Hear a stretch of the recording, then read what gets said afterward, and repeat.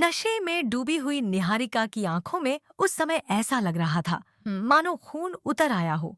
उसकी पुतलियां लाल थीं, चेहरा तमतमाया हुआ था और सांसें तेज चल रही थी। कमरे की हवा भारी हो चुकी थी। जैसे ही राध्या ने उसका उठता हुआ हाथ हवा में ही कसकर पकड़ लिया, पूरे कमरे में अचानक सन्नाटा छा गया। पंखे की धीमी आवाज तक साफ सुनाई देने लगी। सबकी नजरें उन दोनों पर टिक गईं। निहारिका ने टेढ़ी मेढ़ी गुस्से और नशे से भरी नजरों से राध्या की तरफ देखा। उसके होठों पर एक कुटिल तिरछी मुस्कान उभरी। उसने अपना हाथ छुड़ाने की भरसक कोशिश की, लेकिन राध्या की पकड़ मजबूत थी। छोड़ मुझे राध्या, वह चीखी। आज इस घर में किसी की खैर नहीं है। बहुत सह लिया मैंने, अब सबको सच सुनना होगा। उसकी आवाज में लड़खड़ाहट थी, लेकिन गुस्सा साफ झलक रहा था।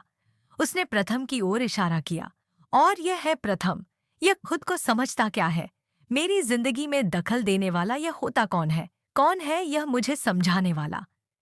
राध्या की आंखों में अपने पति के लिए सुरक्षा की भावना साफ दिखाई दे रही थी। उसके चेहरे पर दृढ़ता थी। उसने पकड़ और मजबूत कर दी। रिश्ते अपनी जगह होते हैं, निहारिका, राध्या ने गरजती हुई आवाज में कहा। लेकिन तमीज की एक रेखा होती है, उसे पार मत करो। तुम होश में नहीं हो, वरना इस थप्पड़ का जवाब मैं उसी वक्त दे देती। कमरे में खड़े बाकी सदस्य एक दूसरे की ओर देखने लगे। कोई समझ नहीं पा रहा था कि हालात को कैसे संभाला जाए। प्रथम, जो अब तक शांति बनाए रखने की कोशिश कर रहा था, धीरे से आगे बढ़ा। उसने राध्या के कंधे पर हाथ रखा। राध्या, छोड़ो इसे, उसने शांत लेकिन गंभीर स्वर में कहा। गुस्से से पागल इंसान को अक्ल नहीं दी जा सकती। यह बात निहारिका के दिल पर तीर की तरह लगी। अक्ल? वह भड़क उठी। तुम मुझे अक्ल सिखाओगे? उसने झटके से अपना हाथ छुड़ाया और हाथ में पकड़ा हुआ प्लास्टिक का डंडा जोर से फर्श पर दे मारा। आवाज पूरे हॉल में गूंज गई। एकता, जो पास ही खड़ी थी और अपने भीगे हुए कपड़ों को देख रही थी, सहम गई। वह अभी तक सदमे में थी। निहारिका लड़खड़ाते कदमों से एकता की ओर बढ़ी। एकता दीदी, वह चिल्लाई। आप सबको लगता है ना कि मैं बुरी हूं, क्योंकि मैं सच बोल देती हूँ। आज इस घर का हर मुखौटा उतरेगा, सबका असली चेहरा सामने आएगा। तभी मम्मी और पापा भी वहां पहुंच गए। माहौल इतना तनावपूर्ण था कि किसी की समझ में नहीं आ रहा था कि क्या किया जाए। निहारिका का गुस्सा धीरे धीरे रोने में बदलने लगा। वह अचानक सोफे पर गिर पड़ी और जोर जोर से हंसने लगी। उसकी हंसी में पागलपन झलक रहा था। अगले ही पल उसकी आंखों से आंसू बहने लगे। राध्या ने यह सब देखा और गहरी सांस ली।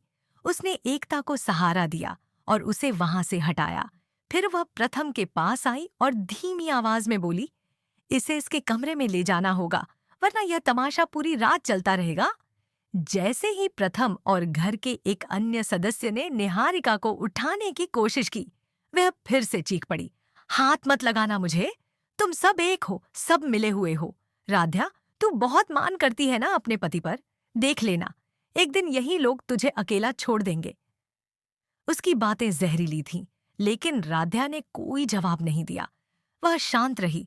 उसने पानी का एक गिलास उठाया और बिना एक शब्द कहे निहारिका के चेहरे पर जोर से छींटा मारा। निहारिका एक पल को चौंक गई। उसका चेहरा ठंडे पानी से भीग गया। राध्या ने उसकी आंखों में आंखें डालकर धीमी लेकिन सख्त आवाज में कहा, आज की रात तुम सो जाओ निहारिका। कल सुबह जब तुम्हारा नशा उतर जाएगा तब हम बैठकर हिसाब करेंगे कि किसने किसके साथ बदतमीजी की और किसकी हिम्मत कितनी बढ़ी है। और याद रखना, मेरे पति की तरफ अगली बार उंगली भी उठी तो मैं भूल जाऊंगी कि तुम मेरी क्या लगती हो। राध्या का फौलादी लहजा सुनकर निहारिका की हिम्मत जवाब दे गई। उसकी आंखों की आग थोड़ी ठंडी पड़ी। वह बड़बड़ाती हुई चुप हो गई। घर वालों ने उसे संभालकर उसके कमरे की ओर ले जाना शुरू किया। हॉल में फर्श पर बिखरा पानी, गिरा हुआ प्लास्टिक का डंडा और हवा में फैला तनाव इस बात की गवाही दे रहे थे कि आज इस परिवार की नींव में एक गहरी दरार पड़ चुकी है। प्रथम ने चुपचाप राध्या का हाथ थाम लिया। उसकी पकड़ में विश्वास था, सहारा था, मानो वह कह रहा हो कि चाहे हालात कितने भी बिगड़ जाएं, वह उसके साथ खड़ा रहेगा। राध्या ने उसकी ओर देखा। उसकी आंखों में अब गुस्से की जगह चिंता थी। यह सब यहीं खत्म नहीं होगा, उसने धीमे से कहा। प्रथम ने सिर हिलाया। हाँ, उसने जवाब दिया, लेकिन हम मिलकर संभाल लेंगे। रात धीरे धीरे बीतने लगी, लेकिन उस रात की कड़वाहट दीवारों में समा चुकी थी। हर किसी के मन में सवाल थे। क्या सुबह सच में सब ठीक हो जाएगा, या यह बस शुरुआत थी उस तूफान की जो इस घर की शांति को हमेशा के लिए बदलने वाला था। कमरे में रखी घड़ी की टिक टिक अब साफ सुनाई दे रही थी।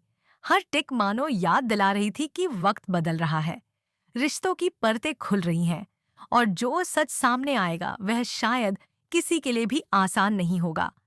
राधा ने खिड़की से बाहर देखा। रात का अंधेरा गहरा था, लेकिन कहीं दूर आसमान में हल्की सी रोशनी झलक रही थी। शायद आने वाली सुबह का संकेत, शायद एक नई शुरुआत का, या फिर एक नए संघर्ष का। उसने अपनी मुट्ठियां भींच लीं। जो भी हो, अब वह चुप नहीं रहेगी। अब हर बात साफ होगी। हर रिश्ता अपनी असली कसौटी पर परखा जाएगा। और उसी दृढ़ निश्चय के साथ उसने दरवाजा बंद किया, मानो अपने डर को बाहर छोड़ दिया हो। लेकिन उसे नहीं पता था, यह कहानी अभी शुरू ही हुई थी।